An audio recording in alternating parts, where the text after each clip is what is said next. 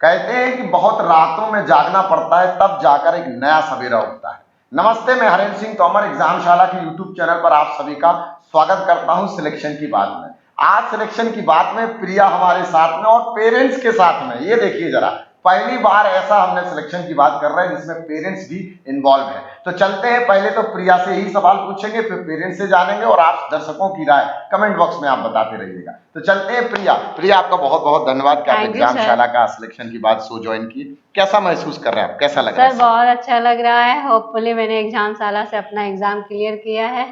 ये मेरे लिए ना मतलब बहुत ज्यादा ही प्राइड मूवमेंट है। मैं मतलब शब्दों में नहीं बता सकती इसको। और आप कैसा महसूस कर रहे हैं सर? तो बहुत अच्छा महसूस कर रहा हूँ। इसकी बहुत मेहनत थी, अच्छी लगन से अपनी यहाँ पर मंजिल मुकाम हासिल किया है। जी, तो इससे बड़ी और मेरे खुशी और क्या होनी चाहिए जी, अपनी मेहनत से मुकाम हासिल किया है। बहुत अच्छे। और प्रिया एक बात बताइए, जब आपने पहली बार इस गवर्नमेंट एग्जामिनेशन के बारे में सोचा, जैसे कि अब हम लोग सभी मिडिल क्लास से हैं और एक बड़ा सपना देखना, एक सरकारी नौकरी का सपना देखना, ये मतलब बहुत बड़ा टास्क होता है लाइफ में, बहुत बड़ा मेरे हिसाब से। तो उस समय किसने आपको गाइडेंस दिया, किसने मोटिवेट किया, किसने बताया कि एग्जामशाला जाओ या सरकारी नौकरी की तैयारी? सर इसके लिए तो मैं अपना अगर पूरा का पूरा क्रेडिट दूं ना तो दिनेश सर है, शर्मुख सर है, मनीष सर है जी, जिन्होंने आपको बताया। हाँ, जिन्होंने मुझे गाइड किया। उन्होंने, मनीष सर ने एक्चुअली मुझे ये बताया था कि एक गवर्नमेंट में ये ऐसा होता है वैसा होता है, अगर लड़कियां पढ़ लेती हैं तो अपनी फैमिली का भी नाम रोशन करती है, इवन अपनी आने वाली पीढ़ी का भी वो लोग बहुत ज़्यादा सपोर्ट बन जाती हैं। उन्होंने बताया। फिर एग्जामशाला कैपिटल क्लासेस गई तो वहाँ पे दिनेश सर का मैं शुक्रिया तहे दिल से करूँगी, क्योंकि उन्होंने मुझे इंग्लिश से इतना डर लगता था जिसकी कोई हद नहीं, तब भी उन्होंने, सर ने मुझे बोला कि आप इंग्लिश मीडियम से ही कॉलेज करोगे, और मैंने किया भी। और मैंने इंग्लिश मीडियम से करते हुए college first class distinction maintain किया हमेशा, लेकिन आज तक कभी ना मेरी कैटी नहीं कभी सेकंड क्लास है। क्या बात है। तो दिनेश सर के माध्यम से आपको पता चला कि सरकारी नौकरी की तैयारी, वहां से मुझे पता चला, गाइडेंस मिला, और वहां से गवर्नमेंट जॉब की तो नहीं मिली लेकिन करियर बनाने की सोच वहां से मिल गई थी। और फिर जब मैं यहाँ आप आए थे वहां पे अपना ये बताने के लिए, तो वहां पे मुझे एक ये चीज पता चली कि हाँ, बैंक, एसएससी और ये जीपीएससी वगैरह जैसी एग्जाम भी होती हैं। तब शायद एग्जामशाला ना नया नया खुला था, तो तभी मैंने एडमिशन ले लिया था। और तभी मैंने आपके गाइडेंस से और यहाँ की फैकल्टी के गाइडेंस से मैंने सारा अपना सिलेबस कंप्लीट किया। जो जो सर टीचर बोलते गए मैं वो फॉलो करते गए, और उसका ही नतीजा है कि आज मैं यहाँ तक पहुँच पाई। आपका सिलेक्शन हो गया। सर आपके परिवार में किसी की सरकारी नौकरी आज तक लगी थी? नहीं सर, मेरे परिवार में तो सरकारी नौकरी किसी की नहीं लगी है, और मैं इसको मैं कभी सपने में सोचा भी नहीं था जी। लेकिन इस बच्चे के हौसले इतने बुलंद थे जी, इससे मेरे कई बार वो बातचीत हुई, जिसे बोला मैं हासिल करके रहूंगी।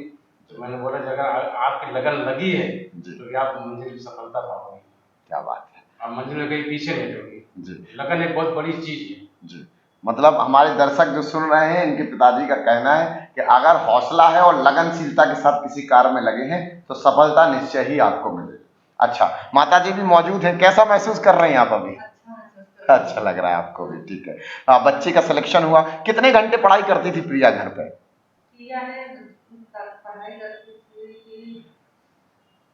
दिन भर ही करती रहती थी पढ़ाई। अच्छा, जैसा कि आप मुझे बता रहे थे सर इंटरव्यू के पहले कि पूरा दिन जो था, मतलब आज तक एक भी छुट्टी नहीं ली। जैसे एग्जामशाला आ रही तो हर दिन आ रहे, एक भी छुट्टी नहीं ली, चाहे बारिश हो, चाहे गर्मी हो, चाहे कुछ भी हो। हाँ तो सर, इसको बरसात भी पड़ती रही है जी, स्कूल ट्यूशन क्लास 1 घंटे को भी चालू है जी। तो मैं कई बार बोलता रहता घंटे लिए क्या जाओगी जी, तो बोला मेरे हाजिरी लग जाए, अटेंडम लग जाए, मेरा नुकसान होगा, मेरे को जाना है जी। अगर तबियत बिगड़ती रही तो दवा लेके भी स्कूल जाती थी।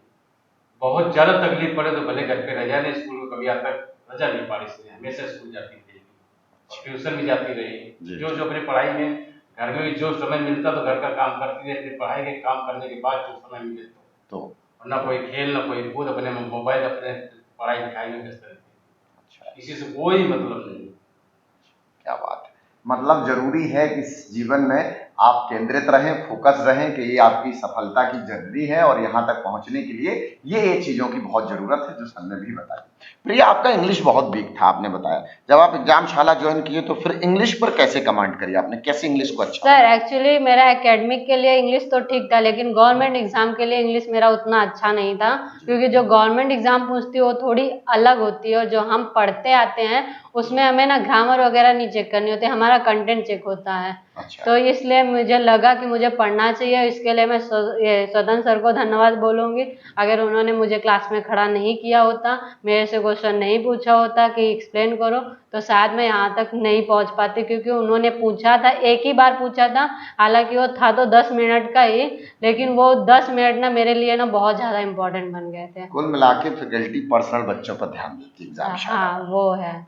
और एक सब्जेक्ट जो आपने बहुत अच्छे से बनाया हो, जैसे मैथ्स है, रीजनिंग है, इंग्लिश है, कौन सा सब्जेक्ट था जिसमें बहुत बढ़िया कमांड बना दिया? सर मेरा ना देखो, वैसे तो मैथ मेरा एवरेज था पहले से, लेकिन जब यहाँ पे एग्जाम साला में आई तो क्लास के मतलब मेरी ऐसी एक प्रॉब्लम थी कि मैं अपने आप को एक्सप्रेस नहीं कर पाती थी। कई बार ऐसा होता तो मेरा आंसर आ जाता था, लेकिन मैं सर लोगों को बताती नहीं थी, और कभी आवाज की वजह से तो कभी मेरा आंसर गलत हो इस वजह से डर से नहीं बताती, ऑलमोस्ट सही होता था बट तब भी मैं नहीं बताती थी।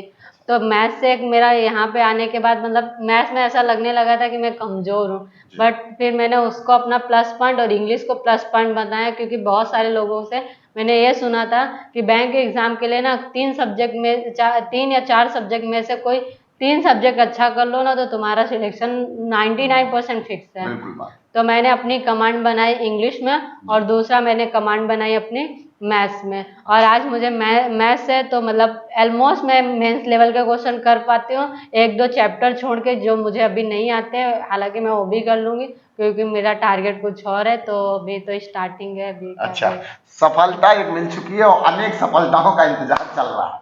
चलिए तो कुछ चीज और भी जानते हैं। पढ़ाई में देखो सबसे बड़ी जरूरत होती है सपोर्ट की, और इसमें मैं आपसे कभी कभी सुनता भी रहा कि आपकी माताजी का बहुत सपोर्ट रहा। हाँ सर, मम्मी का बहुत था।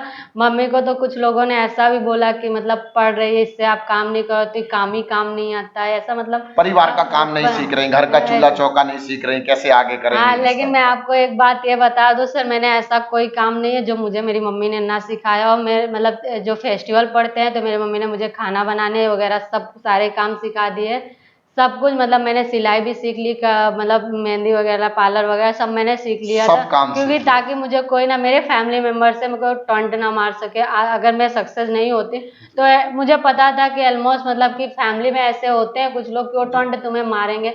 हालांकि कुछ लोग, मैं रूम पे पढ़ती थी, मेरे दरवाजे के बाहर ही बैठ के मतलब मेरे फैमिली मेम्बर से वो लोग बोलते थे सब कुछ पढ़ाई नहीं होती है, ये है वो है। तो मैंने बोला कि चलो ठीक है, पढ़ाई नहीं होती तो मैं पढ़ाई भी करूंगी, उसमें भी अपना करियर बनाऊंगी, उसमें भी नाम रोशन करूंगी, और मैं अपने घर के सारे काम भी सीख लूंगी, ताकि मुझे कल को ना कोई ये ना बोल सके कि सिर्फ पढ़ाई पढ़ाई की। वेल मैनेजर है आप। हाँ। जिसमें आपने प्रोफेशनल को भी मैनेज किया, पर्सनल को भी मैनेज किया, और आज आप आईबीपीएस क्लर्क के माध्यम से सिलेक्शन ले चुके हैं। जब आपका रिजल्ट आया और आपने रिजल्ट देखा तो कैसा रिएक्शन रहा उस समय? सर पहले तो मुझे बिलीव नहीं हो रहा था कि मेरा सिलेक्शन हो गया, और उसपे मतलब कैसे, मतलब किसी का मैंने पहले रिजल्ट नहीं देखा था। अच्छा। मैंने अपना ही पहला रिजल्ट मतलब देखा था, तो मुझे उसमें अनरिजर्व कैटेगरी लिख के आई ना, तो मुझे ऐसा लगा कि मतलब है तो, लेकिन कहीं मुझे पीछे के लिए तो बात के लिए तो रिजर्व नहीं लिस्ट लग में तो नहीं डाल दिया? हाँ ऐसा लगा मुझे, तो मैंने थोड़ा वो डाउट हुआ। और जैसे मैंने रीना का बताया आपको, वो मेरी बेस्ट फ्रेंड है, तो मैं अपने सारे रिजल्ट मैं पहले उसको भेजती हूँ, उसके बाद में कंफर्म होती हूँ कि मेरा है या नहीं। और वो मतलब बहुत अच्छी है, बहुत सपोर्टिव, उसका भी जल्दी हो जाएगा। वो भी आरबी असिस्टेंट का मेंस देकर आई है, हो सकता है वो भी एग्जाम शाला की स्टूडेंट है, उनका भी सिलेक्शन हो जाएगा। फिर आपने बताया मम्मी को कि पापा को, फिर कैसे रहा, किसको बताया? सर एक्चुअली पापा जॉब पे थे उस टाइम पे, तो मैंने मम्मी को बताया, अपने दोस्तों को बताया, भाई बहन को बताया, घर पे बताया, और बाकी किसी को, अपने रिलेटिव्स को नहीं बताया। लेकिन शाम को जब मेरे पापा आए, मैंने पापा को बताया, पापा ने सारे रिश्तेदारों को बता डाला। मतलब एक डर भी रहता है ना कि जब तक ज्वाइनिंग ना हो जाए तो कुछ गड़बड़ ना हो जाए, ऐसा हम लोग मिडिल क्लास लोग एक हमेशा सोच रखते हैं कि भाई ऐसा ना हो कि पता चले सिलेक्शन तो हो गया। अब जैसे मुझे भी याद है जब कैरेक्टर सर्टिफिकेट की बात आई तो तुम कितना परेशान थे, कह रहे सर मेरा तो कैरेक्टर सर्टिफिकेट ही नहीं बन रहा।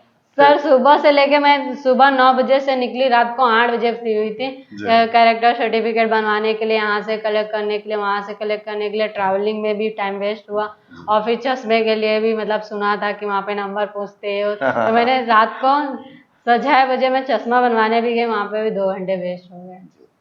और कहीं ना कहीं फिर प्रिया की मुलाकात हमसे हो गई और कैरेक्टर सर्टिफिकेट की प्रॉब्लम भी दूर हो गई। हाँ सर, आपसे मतलब लास्ट उम्मीद ना आप थे, लेकिन ना मैंने दूसरी जगह भी सोच रखा था कि नहीं मिला तो मुझे अगर कुछ मतलब इधर उधर से भी करना पड़ा तो फिर मैं बनवाऊंगी, क्योंकि मुझे जाना है। और ट्रेन की टिकट थी मेरी सेकंड डे की सुबह 10 बजे की। अच्छा। और मैंने सोचा अगर नहीं बनेगा तो मैं कल कुछ मतलब कुछ ना कुछ करके मैं ट्राई करूंगी। मैंने बोला ना, वो डर रहता है, इनसिक्योरिटी रहती है। तो मैंने सोच हमेशा लिया था कि अपनी ट्रेन की टिकट कैंसिल 5 कर दूं। सर्टिफिकेट बनवा ली, कैरेक्टर सर्टिफिकेट रजिस्टर्ड ऑफिसर से, सांसद जी के यहाँ से, विधायक जी के, पुलिस स्टेशन से, हर जगह से। कह रहा ना इनसिक्योरिटी। फिर पिताजी ने सबको बता दिया और खुशी का माहौल घर में झूम उठा। हाँ सर, सबके फोन आने लगे। मतलब हालांकि मैं आपको एक बात बताऊं, जी। मैं 1 डेढ़ साल से ना, मैंने शायद हाँ जब कोरोना आया था ना उसके जी। पहले मैं गांव गई थी, उसके बाद से जब से मैं यहाँ पे आई तब से मैंने अपने रिलेटिव से कांटेक्ट छोड़ दिया था। अच्छा, कि अभी हाँ, किसी से बातें नहीं मैं करने बात लगता। क्योंकि ना लोग पूछते ही एक ही चीज पूछते हैं, पढ़ते हो नहीं पढ़ते हो। और हालांकि अच्छी बात ये थी कि मैं अपने पेरेंट्स के साथ रह के पढ़ती थी, तो भले ही टाइम लगा तो इसमें कोई इशू नहीं। अगर बाहर रहती तो लोगों का कैसे हाँ, माइंडसेट मतलब में माइंडसेट सबका अलग होता है। कहने वाले बहुत कुछ कहते हैं, लेकिन उन बातों पर ध्यान नहीं देना है। तो एग्जाम शाला का कितना सपोर्ट रहा आपकी इस जर्नी में? सर एग्जाम साला का तो मैं बोलूँ ना इतना रहा ना कि मेरे पूरे सिलेक्शन के लिए ना वही मतलब पूरा सपोर्ट मुझे एग्जाम साला से मिला।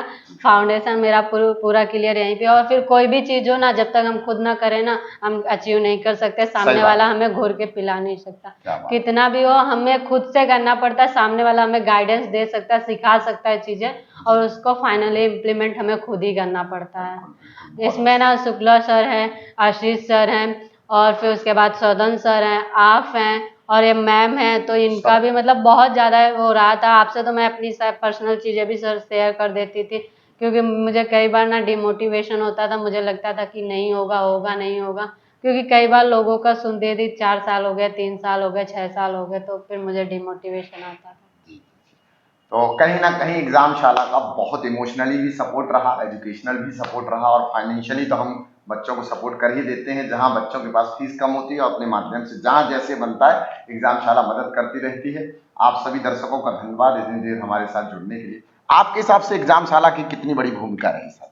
ये साल बहुत अच्छी रही है जी। आप मेहनत किया, सब बच्चों को गार्डनिंग करते हो जी। समय से आना जाना, साफ सफाई हर तरह का ध्यान रखते हैं। जी जी जी किसी बच्चे को प्रॉब्लम न पड़ जाए। जी किसी बच्चा कमजोर होता है, उसको मान लो पैसे से कोई कमजोर पड़ता तो आप लोग वो भी सहायता कर देते हो। जी बच्चे के भविष्य ना बिगड़े। जी। और इससे बड़ा और क्या चाहिए, इसलिए धन्यवाद देता हूँ एग्जाम सालों को मैं। धन्यवाद सर। आप दर्शकों का भी धन्यवाद और आप सभी का भी धन्यवाद जो एग्जाम शाला में जुड़े। बहुत बहुत धन्यवाद प्रिया। थैंक यू सो मच दर्शक। मुलाकात दर्शकों का धन्यवाद, और मुलाकात करेंगे नेक्स्ट संडे सिलेक्शन की बात में। आप सभी का बहुत बहुत धन्यवाद। Thank you so much guys.